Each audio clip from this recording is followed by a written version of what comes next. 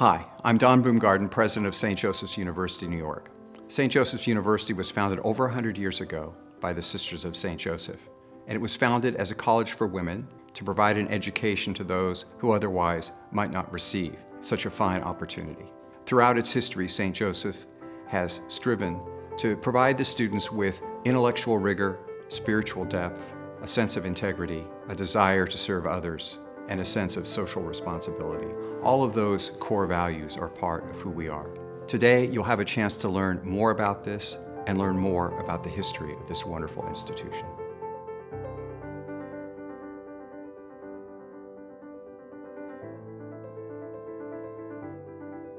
The year was 1916. Determined to meet the needs of young women traditionally excluded from higher education, the Sisters of St. Joseph founded a day college in Brooklyn, New York, under the leadership of Bishop Charles E. McDonnell, the college's first president. In 1918, imbued with hope and faith in their endeavor, the sisters purchased the Pratt Home at 245 Clinton Avenue in Brooklyn. The college saw its first graduating class in 1920. These pioneering women were as committed to their community as to their academic pursuits.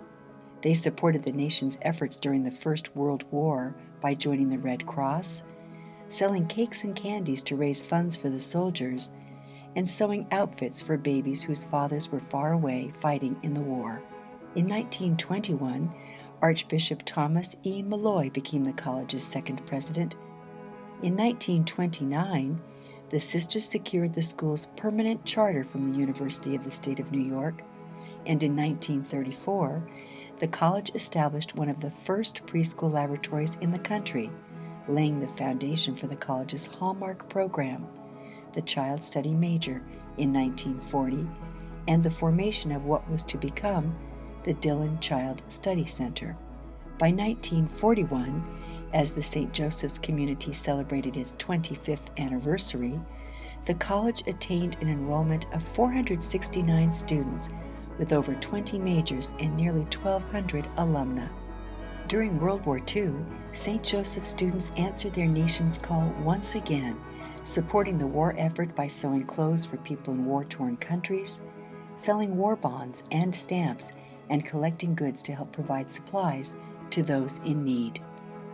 The leaders at St. Joseph's during these early years lived and taught the same foundational values that the college cherishes today: to be, not to seem, to embrace rigorous intellectual learning, to live with integrity and purpose, to provide loving service to thy neighbor without distinction, to foster social responsibility through our participation in local and global communities, and to discover spiritual depth.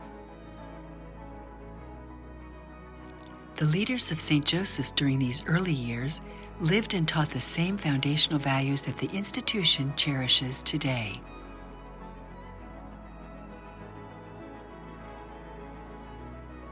Through the 1950s, the college continued to flourish, earning a sterling reputation for the genuine nature of its community and for its commitment to social responsibility.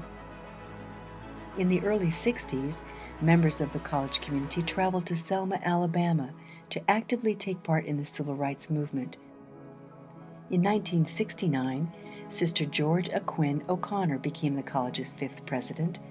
Under her leadership, and in order to meet the need of a more diverse population, St. Joseph's College for Women admitted its first male students and formally became St. Joseph's College. Over the course of the 1970s, St. Joseph's confronted the challenges posed by shifts in society and higher education boldly and decisively. The college and its faculty expanded the scope of its coursework in education, service, and leadership. Realizing that there was an unmet demand for education among those who went into the workforce straight after high school, St. Joseph's established programs in adult and professional education, expanding the options for ambitious professionals to earn the credentials they needed to advance in their careers. In 1979, in order to further broaden its community and the breadth of its transformational mission, St. Joseph opened a second campus in Patchogue, Long Island. full-time enrollment surged past 2,000 students across the 2 locations. In the 1980s and 90s, the college launched a major expansion and enhancement of facilities to better serve its growing community of students, most notably with the additions of the Callahan Library and the John A. Dancy Athletic Center on Long Island. The college also broadened its academic offerings to include its first graduate master's program. In 1997, Sister Elizabeth Hill became the college's 6th president and established the Council for the Arts to provide fine and performing arts programming to the college community. Reaffirming its mission to bring the advantages of education to those who stood to benefit most from them, SJC Brooklyn launched the Academic Center for Enhancement Services program in 2000 to serve recently arrived immigrants for whom English was a second language. At the turn of the 21st century, the college focused its attention toward technology and access, leading to additional master's programs. In 2014, Dr. Jack Caloriso became the college's 7th president and the first lay leader in the history of the college. New programs were initiated and expanded, and the college launched a fully online campus, SJC Online, which features more than 25 fully online degree programs. In 2017, Dr. Donald Boomgarden became the 8th president of the college and second layperson to lead the school. Under his leadership, St. Joseph's achieved a historic milestone in 2022, becoming St. Joseph's University, New York. Guided by a mission-centered strategic plan, the university continues to meet the needs of its diverse student body. In fall 2023, a state-of-the-art student center was unveiled on the Long Island campus. The 33,000 square foot facility enhances the student experience and serves as a home away from home for the commuter campus.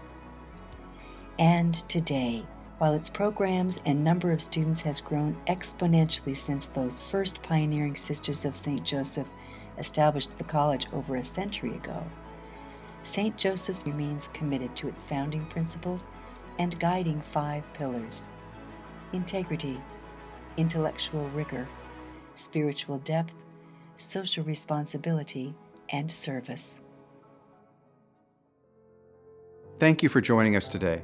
I'm sure that you've enjoyed having the opportunity to learn more about St. Joseph's University, New York, and the fantastic mission of the Sisters of St. Joseph.